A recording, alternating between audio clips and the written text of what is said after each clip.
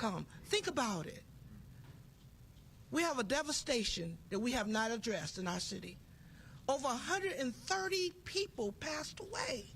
Many young people. Some of those camp owners, I know.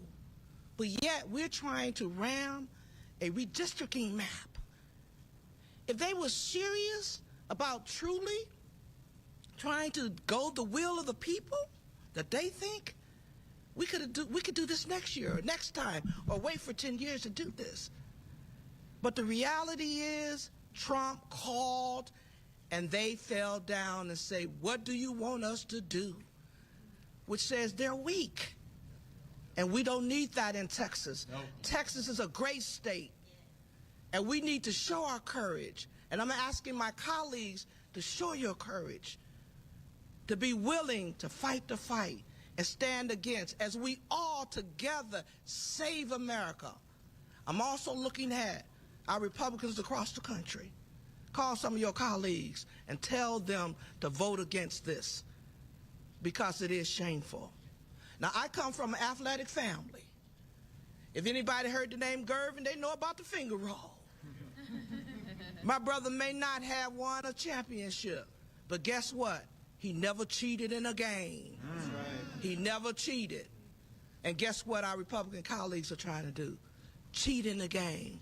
And that's wrong. With that, I'd like to introduce a Congresswoman, Fletcher, who's in D.C., also fighting the fight. Because as we join together collectively as Americans, not black, white, brown, green, or blue, but as Americans who love this great country, let's stand together. Congresswoman.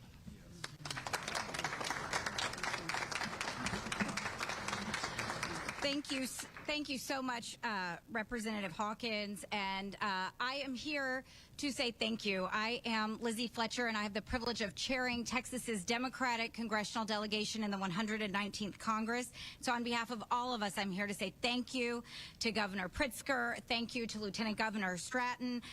Thank you to Chairwoman Hernandez. Thank you to the Illinois congressional delegation members who are joining us here today and who have been welcoming our friends and colleagues and heroes from Texas here in Illinois. It is good to be back in Illinois. I was last here about a year ago, and I headed home to Texas after a pretty big convention, feeling hopeful for democracy and inspired by what I saw here in Chicago, here in Illinois. And I returned to Illinois last night feeling the same kind of hope and feeling a real inspiration, because what we see here happening in Illinois is the fight for our democracy, is the fight for America. And the people standing here today are on the front lines of that fight. These are the fighters for our democracy, and they are helping give a voice to all Texans and all Americans. And it's Democrats who are leading that fight. They are the ones fighting for democracy here in Illinois and across our beautiful country. So I also want to thank the head of the Democratic Party, the chairman of the Democratic National Committee, Ken Martin, who's here with us today, who we already heard from.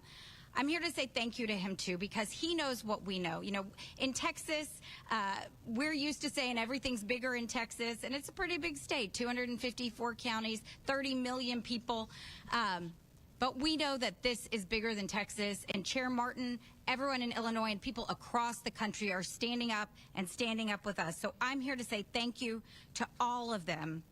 And I'm here to say thank you for standing up for our country, for America, for the land of the free and the home of the brave. And I am here today to thank the brave, and that is the members of the Texas House Democratic Caucus who are here in Illinois, who are fighting the fight on behalf of Texans and all Americans. Representative Hawkins, Representative Romero are such great examples of the incredible members of the Texas House Democratic Caucus who have been working tirelessly to protect the rights of our fellow Texans and of all Americans. And the Texas House Democrats have taken a courageous stand. Make no mistake, they are here despite aggressive threats from our governor, from our attorney general, and from others who are threatening them. They are coming here at great sacrifice and at great risk. But let's make one thing clear. They are here to do their jobs, and they are doing their jobs by being here.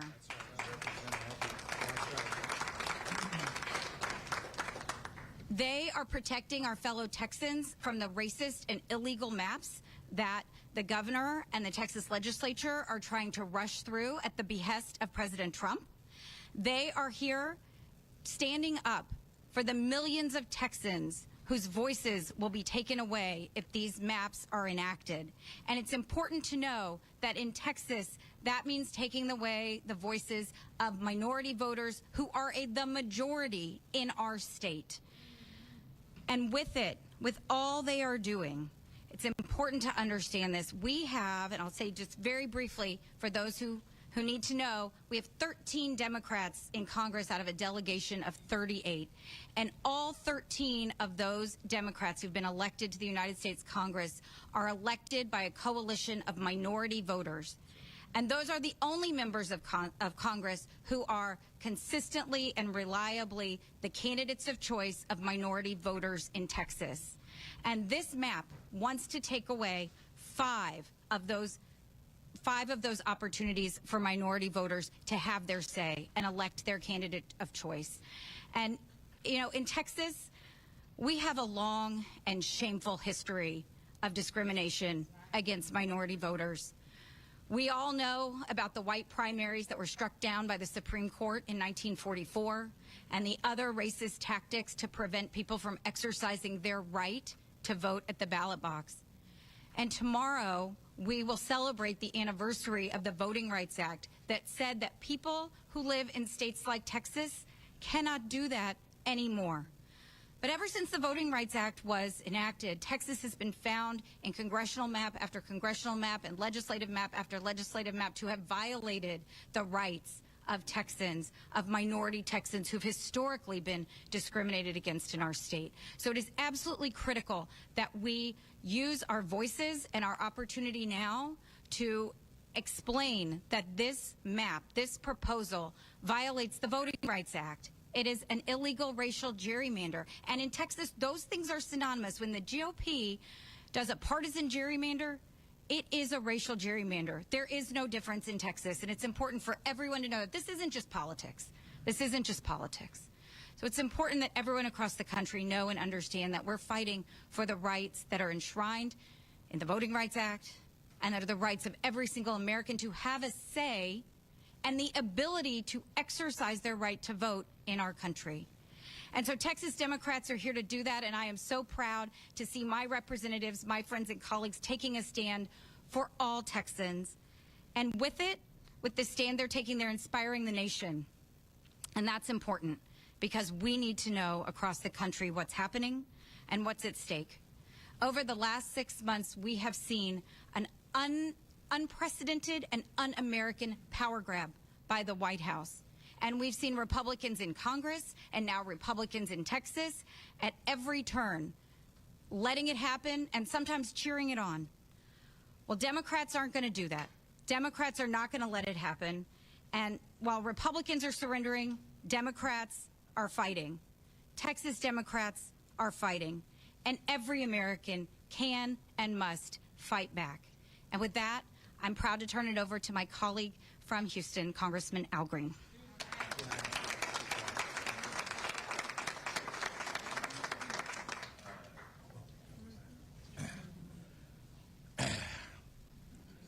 I'm proud to be a Democrat. And I'm very proud to be here with some people who are making trouble. We got some Texans who've come all the way to Chicago to make trouble. John Lewis would call them good troublemakers. Good troublemakers. These are the kinds of people who want to make sure that we take care of people here on earth. Why do I say this? Because I just heard this morning that this administration wants to put a nuclear reactor on the moon. I'm concerned about accessible housing here on earth. These are good troublemakers. So I cannot help but hearken back now to the Edmund Pettus Bridge. John Lewis was a personal friend of mine, and if I may say so, we shared time together and we spent time together. We went to jail together. And I'm proud to tell you, he told me the story of the Edmund Pettus Bridge. John Lewis explained to me that as they approached the crest to the bridge, they could see the men on horses. They could see men with clubs in their hands. Yet they marched on. Yeah. He knew what their intentionality was, but they marched on. They didn't turn back. These good troublemakers are not turning back. They're going to march on. They're going to stand strong. They marched on. And when they encountered the constabulary, they were met with clubs. They were simply trying to march peacefully from Selma to Montgomery. They were beaten all the way back to the church. John told me, he said, I thought I was going to die on that bridge. The Edmund Pettus Bridge. This, my friends, is an Edmund Pettus Bridge moment. This is one of those seminal moments in time that can impact the rest of time. And it's time for all of us, not just those of us who are here, but all of us in this country who believe in government of the people, by the people, for the people, not government of the bureaucracy, by the bureaucracy, for the bureaucracy, not government of the plutocrats, by the plutocrats, for the plutocrats, not government of the very, very wealthy, for the wealthy, but government for you, the people, the people. And if you believe in government for the people, you got to stand up for the people. And that doesn't just apply to the people who are here. There are some people who have strong voices, who have criticized Democrats, but they're not using their strong voices. You got to use your voice now. You got to come out. You got to come out. This is no time to take a break. Get involved. This is about us all. This is about our democracy. This is about our country. We all have to get involved. And as we get involved, let's remember this. At some point on the infinite continuum that we call time, we're all going to have to account for our time. And on that day, the question won't be, how many full bellies did you feed? Question won't be, how many billionaires did you try to get money in their pockets and lend money to them? No, the question is going to be, what did you do for the least, the last, and the lost? Right. What did you do for those who were hungry? Did you try to feed them, or did you try to take SNAP from them? Right. The question is going to be, what did you do for those who were unhoused, living under bridges? Veterans with signs up that said, say veteran, need help, will work for food. What did you do for them? Right. Did you try to build a nuclear reactor on the moon, or did you try to get affordable, accessible housing for them right here on Earth? Right. There's some difficult days ahead. But on this infinite continuum, here's one thing that I know. I don't know what the judgment will be, but I know what the record will show. Right. The record is going to show that troublemakers, good troublemakers, that Democrats were there for the least, the last, and the lost, that Democrats made a difference in the lives of people who were living in the streets of life, not just those living in the suites of life. Yeah. Democrats are making a difference. And yes, they're on the right side of history. But more important than all of this, they're on the right side of righteousness. Righteousness. And yes, what the governor is doing in Texas is wrong. What is wrong with you, governor? What is wrong with you? You've had babies to lose their lives. Families are suffering. And you are trying to redistrict Texas? You make this your number one item on your scorecard? What is wrong with you, governor? You ought to be ashamed. Somebody's got to call you out. We're going to call you out now, and I believe we'll call you out in November of next year. That's right.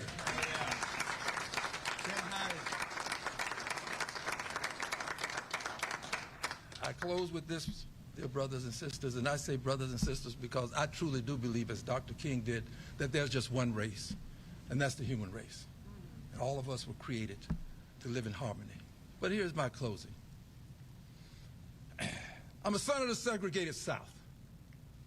The laws that were recognized to protect me and the Constitution, my friends and neighbors denied me those laws. They denied me those privileges. I drank from colored water fountains. I sat in the back of the bus, the balcony of the movie, and I was locked up once, and it was the bottom of the jail.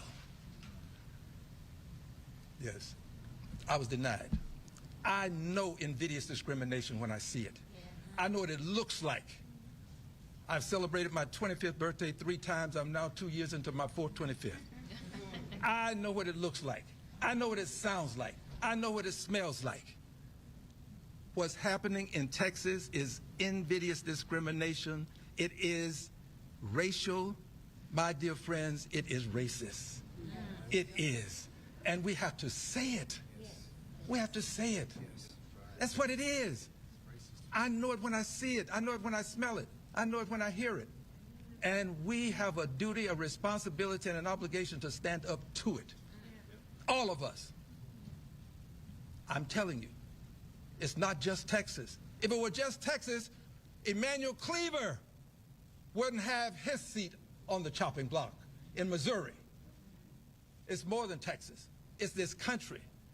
And we, the Democrats, are going to make the difference, because when democracy was on the line, let it be said that Democrats took the stand to preserve and save democracy in the United States of America. God bless you and thank you.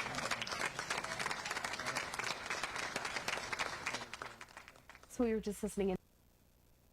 Voilà, madame, monsieur, c'est donc groupe parlementaire démocrate yo qui encore dans la rue, qui encore dehors, puisque yo poko retourner Texas. Monsieur Damien, menon campagne, il a cherché support, il a cherché backup dans le cadre de combat que y face à gouvernement fédéral là, ensemble avec gouvernement local, parce que chef l'État lui fait comprendre que selon victoire que l'État remporté a, il gagne en pile sympathisants dans la côte Texas. Il fait 2 victoires qui fait li entitled de autorité n'est capable de dire de droit pour lui gagner pour parti que lui représenter à parti républicain gagner siège ça yo dans la côte Texas côté que lui fait plus victoire et ça permet que parti républicain les plus chita pendant élection moitié mandat qui pral réaliser là. Donc c'est ça qui bataille là, c'est principale raison bataille ça ou qu'a fait là. Journée jeudi, nous va tourner pour nous porter plus d'explications pour vous toujours dans le cadre de ce qui a passé à travers le plan interland.